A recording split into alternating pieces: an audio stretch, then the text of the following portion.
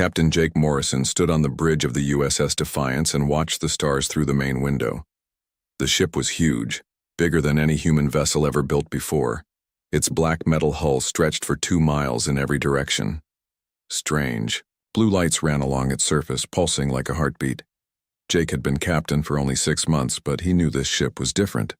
The Defiance was not like the old human warships that fought in the Centauri Wars.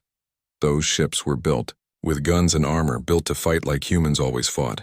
The Defiance was built with alien technology that humanity had captured and studied for 10 long years. "Captain, we have a problem," said Lisa Barnes. She was the chief engineer, a small woman with short brown hair who knew more about the ship's systems than anyone else alive. Her voice was calm, but Jake could hear worry in it. "What kind of problem?" Jake asked. Lisa walked over to him with a datapad in her hands. "Long-range sensors are picking up something big, really big, about 3 hours away from the Kepler mining colony." Jake took the datapad and looked at the numbers. His face went pale. 300 ships? 312, to be exact, Lisa said. "All of them match Vorthon Empire design, war-class vessels." The bridge went quiet. Everyone knew what that meant. The Vorthon Empire had been humanity's worst enemy for 20 years.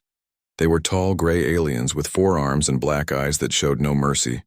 They ate other species for food and turned captured worlds into farming planets for their endless hunger.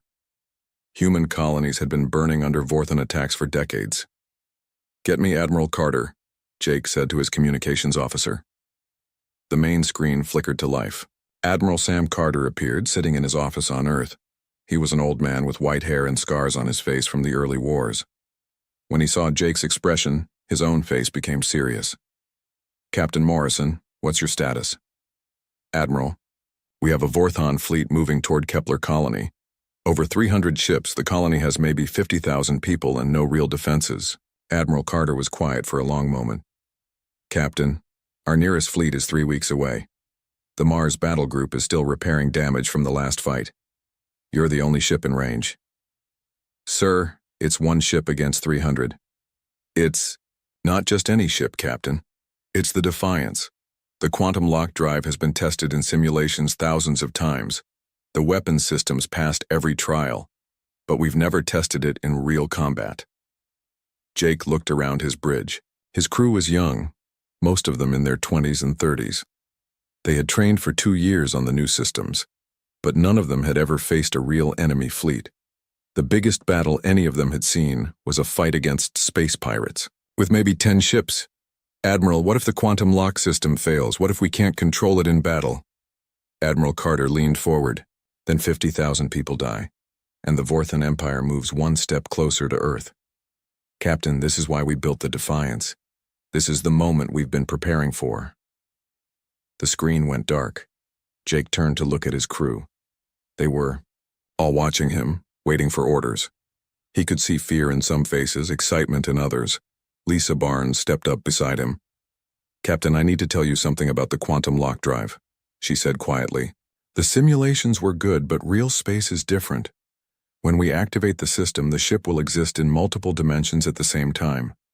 We'll be here, but also somewhere else. Maybe 17 different places at once." "What does that mean for us?" "It means enemy weapons can't hit us because we're not really here. But it also means our weapons can hit them from angles that shouldn't exist. We become like a ghost ship that can still fight." Dr. Alex Wong walked over to them. He was the ship's quantum physicist, a thin man with thick glasses who had helped design the drive system. "Captain, there's something else. Once we activate quantum lock in combat mode, there's no going back until the fight is over. The system locks itself to prevent accidents. We either win or we die trying." Jake nodded slowly. He walked to the captain's chair and sat down.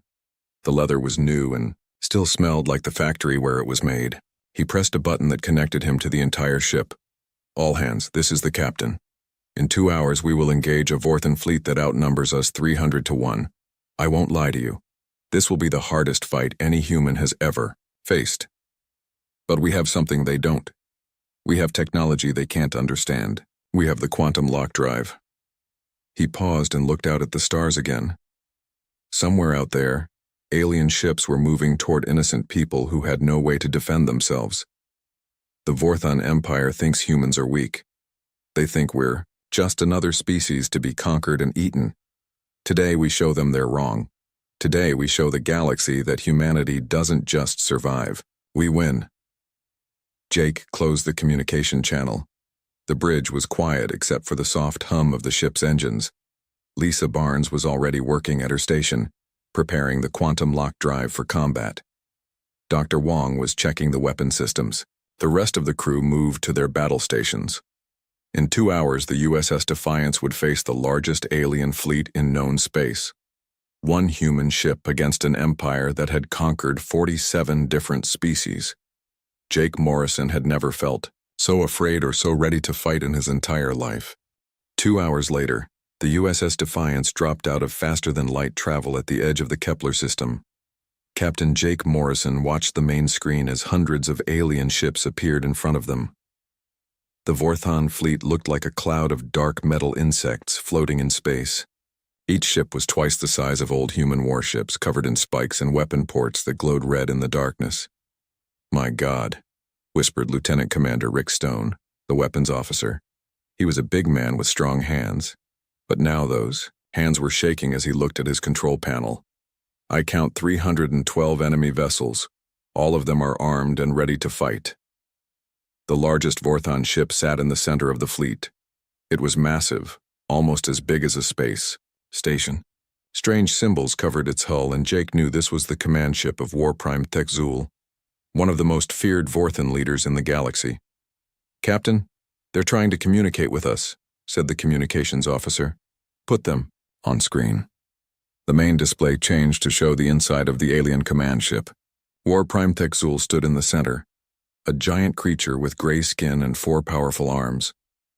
His black eyes stared at Jake with the cold look of a predator studying its prey. When he spoke, his voice was deep and full of hate. "Human Captain, I am War Prime Tekzul of the Vorthon Empire. You pilot one small ship against my great fleet. Surrender now and I will kill you quickly. Fight me and I will make your death last for days." Jake stood up and walked closer to the screen. He had seen pictures of Vorthon aliens before, but this was his first time talking to one.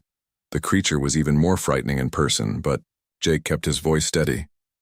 "War Prime Tekzul, I am Captain Jake Morrison of the USS Defiance. You are moving toward a human colony with innocent people. Turn around and leave this system or we will stop you." The alien leader made a sound that might have been laughter. "You will stop me? One human ship against 300 of mine? Your species has always been foolish, but this is beyond stupid. I have destroyed entire human fleets. I have burned your colonies and eaten your people. What can one ship do?" "You're about to find out," Jake said. He cut the communication and turned to his crew. Everyone was at their battle stations now. Lisa Barnes was standing at the engineering console, her fingers dancing over controls that managed the quantum lock drive. Dr. Alex Wong sat at his science station, watching readings that showed the space around them in ways human eyes could never see. "Lisa, are we ready?" Jake asked. "All systems are green, Captain. The quantum lock drive is stable and waiting for your command." "Rick, weapon status?" "All weapons ready, sir. Quantum torpedoes loaded, plasma cannons charged." "But Captain, even with our new weapons, 300 ships is a lot to handle." Jake sat back down in his captain's chair. Through the main window he could see the Vorthon fleet starting to move toward them. The alien ships spread out in attack formation, their red weapon ports glowing brighter as they prepared to fire. "All hands, this is the captain. In 30 seconds, we're going to activate the quantum lock drive for the first time in real combat. Hold on to something." Jake looked at Lisa Barnes. "Do it." Lisa pressed a series of controls on her panel. The ship began to vibrate, softly at first, then stronger. The lights on the bridge flickered and changed color, shifting from white to blue to something that had no name. Jake felt strange, like he was in 2 places at the same time. "Quantum lock drive activated," Lisa announced. "We are now existing in 17 different dimensional states simultaneously." The main screen showed something impossible. Jake could see multiple versions of the Defiance, ghost ships that were there but not there, solid but transparent. The alien fleet looked confused. Their sensors were probably going crazy, trying to lock onto a target that existed everywhere and nowhere at once. War Prime. Thexul's voice crackled over the communication system. What is this trick? What have you done to your ship? No trick, Jake replied. Just human technology.